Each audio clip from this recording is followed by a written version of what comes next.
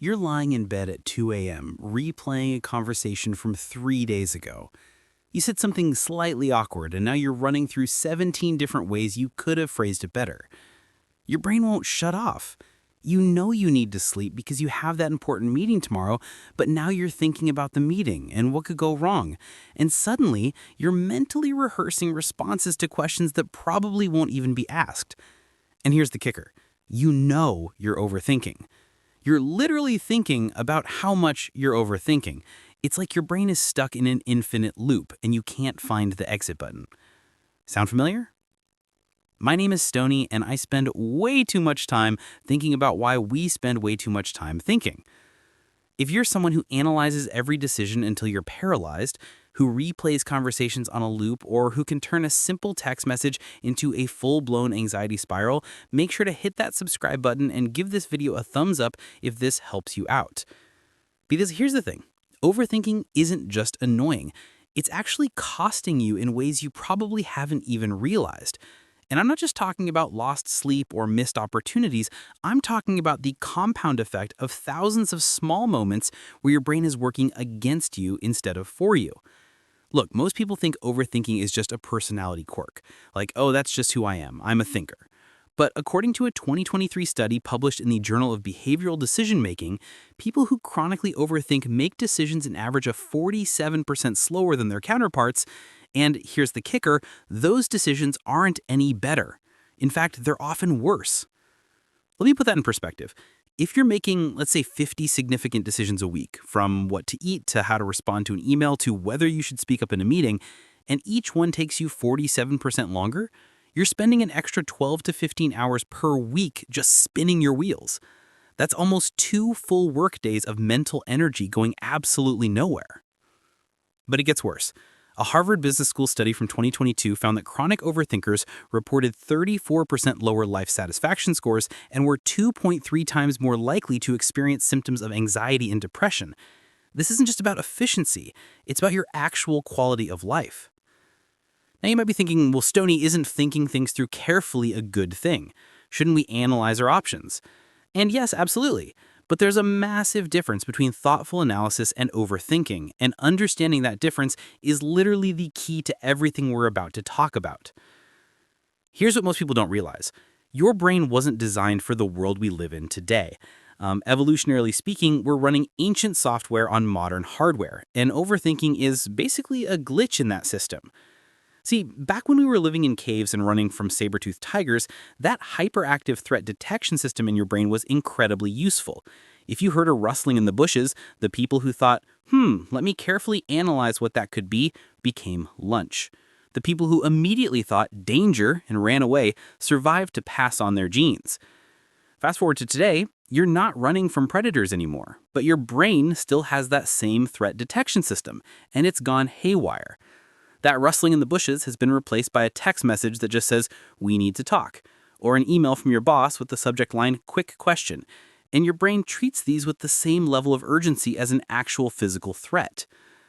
And here's where it gets really interesting. There's a part of your brain called the default mode network. Scientists literally call it the DMN. This network activates when your mind is at rest, when you're not focused on a specific task. And for chronic overthinkers, the DMN goes into overdrive. A 2021 neuroscience study at Stanford found that people who identify as overthinkers show 67% more activity in their DMN compared to average. What does this mean? It means your brain literally cannot chill out. Even when you're trying to relax, watch TV, or fall asleep, your DMN is spinning up scenarios, replaying conversations, planning for problems that don't exist yet. Now here's the psychological shift that changes everything. Most overthinking comes from a desperate need to control outcomes that are fundamentally uncontrollable. Let me explain. When you replay that awkward conversation 47 times, you're not actually solving anything. That conversation already happened. It's in the past. But your brain is convinced that if it can just figure out the perfect thing you should have said, somehow that will protect you from future awkwardness. It's creating an illusion of control. Same thing with future scenarios. You're lying awake at 2 a.m. thinking through every possible thing that could go wrong in tomorrow's presentation.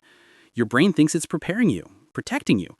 But really, you're just exhausting yourself and raising your anxiety levels, which actually makes you less likely to perform well.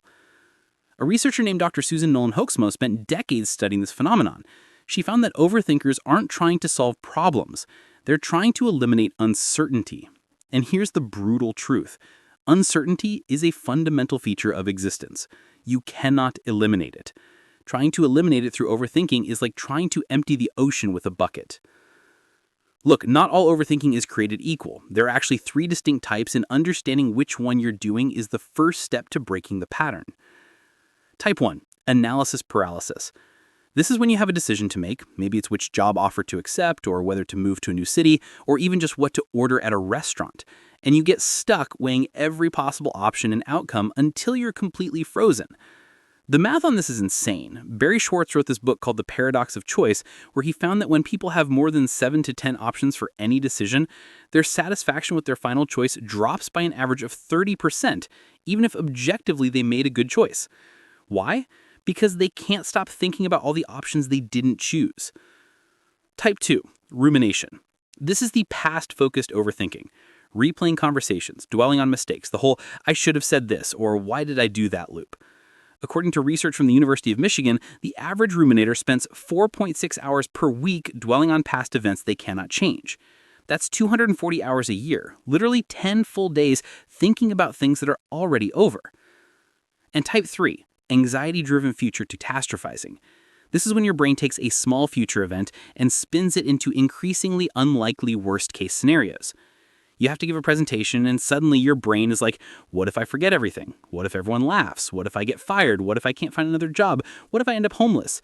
Each jump in that chain gets more unlikely, but your brain treats it as a legitimate concern. This type of overthinking is particularly draining because it triggers your body's actual stress response, cortisol, adrenaline, the whole cascade, for threats that don't even exist. Now, here's where this gets really personal, and this is something I struggled with for years. There's this gap between thinking and doing that overthinkers fall into constantly. Let me give you an example from my own life. When I first started this YouTube channel, I spent 6 months overthinking every detail. What should my first video be about? What if people don't like my voice? Should I write a script or improvise? What if I say something wrong and people attack me in the comments? What's my upload schedule going to be? How do I optimize thumbnails? And here's the thing, those are all reasonable questions, but I was using them as a shield against actually starting. Because as long as I was still in the thinking phase, I couldn't fail. The moment I actually recorded and uploaded that first video, I was vulnerable. People could judge it. It could flop. So I stayed in analysis mode for half a year. Then one day I realized something that completely changed my perspective. Every day I spent overthinking was a day I wasn't learning. Because here's what most people don't realize. You learn way more from doing something imperfectly than from thinking about doing something perfectly. That first video I eventually made, it was objectively not great. The audio was mediocre, I was clearly nervous, and I rambled. But you know what? People still found it helpful. And more importantly, I learned more from making that one imperfect video than I did from 6 months of thinking about making the perfect one. The cognitive cost nobody talks about. Now let's talk about something that doesn't get enough attention, the actual cognitive load of chronic overthinking. Your brain uses about 20% of your body's total energy, despite being only 2% of your body weight. It's an absolute energy hog. And decision-making, analysis, and worry, those are some of the most energy-intensive processes your brain can do. A study from Columbia University found that after just 2 hours of intense decision-making, people showed measurable decreases in blood glucose levels similar to physical exercise.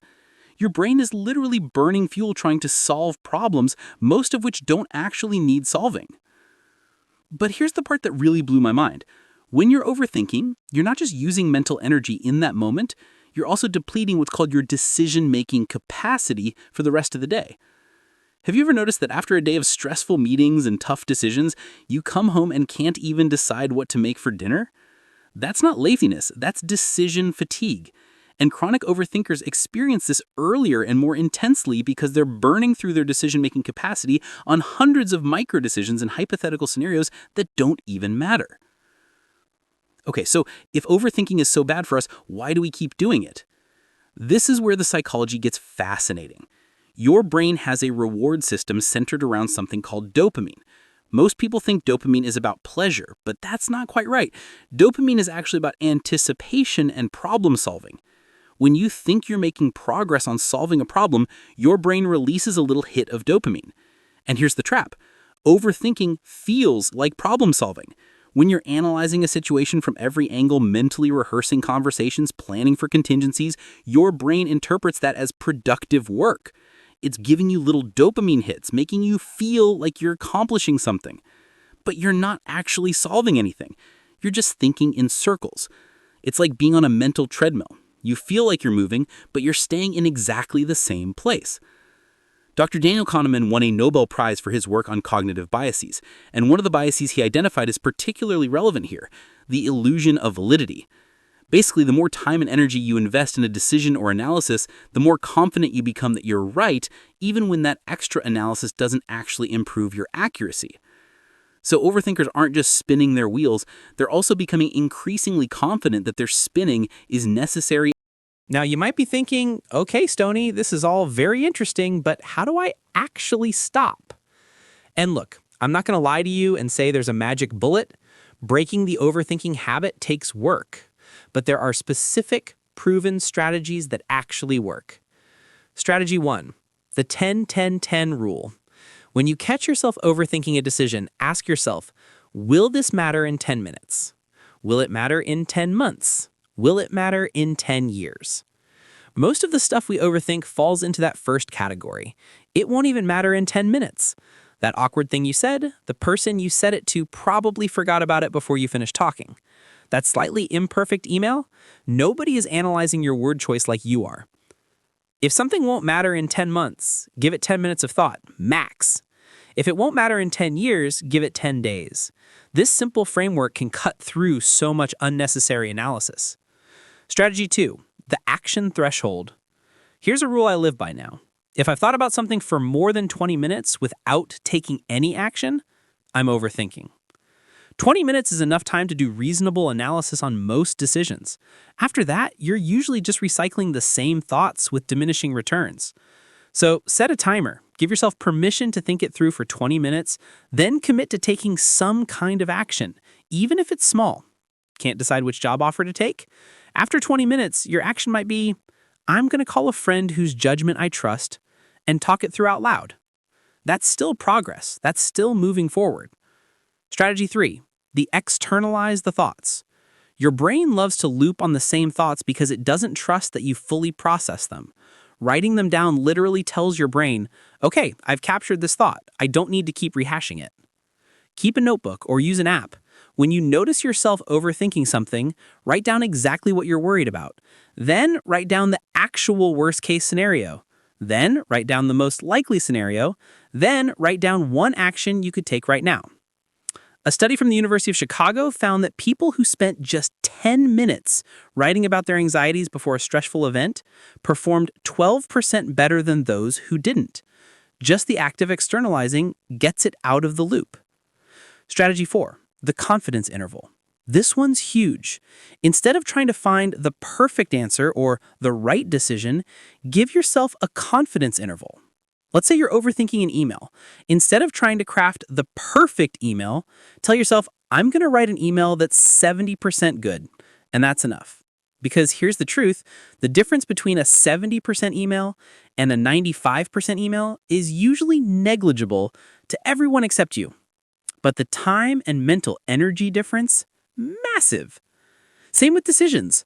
I'm going to make a choice that I'm 70% confident in. That's high enough that you're not being reckless, but low enough that you're not trapped in analysis paralysis. Here's what happens when you start breaking the overthinking habit. You enter what I call the action compound. Every time you make a decision without overthinking it and the world doesn't end, you build a little bit of evidence against your brain's catastrophic predictions. You prove to yourself that imperfect action beats perfect inaction. And this compounds. After a month of practicing this, you'll have dozens of examples of times when you acted quickly and things turned out fine. After a year, you'll have hundreds. Your brain starts to recalibrate its threat assessment. Those rustling bushes start to seem less scary. A longitudinal study from Stanford tracked people who scored high on overthinking measures and then went through cognitive behavioral therapy. After 6 months of practicing action-oriented thinking, they reported not just less overthinking, which you'd expect, but also 41% higher self-reported productivity, 28% better sleep quality, 53% fewer instances of decision paralysis, and here's the big one, 62% reported feeling more satisfied with their lives overall. The compound effect of getting out of your own head is absolutely massive. Look, here's the bottom line. Your brain is trying to protect you. When it spirals into overthinking, it genuinely believes it's keeping you safe.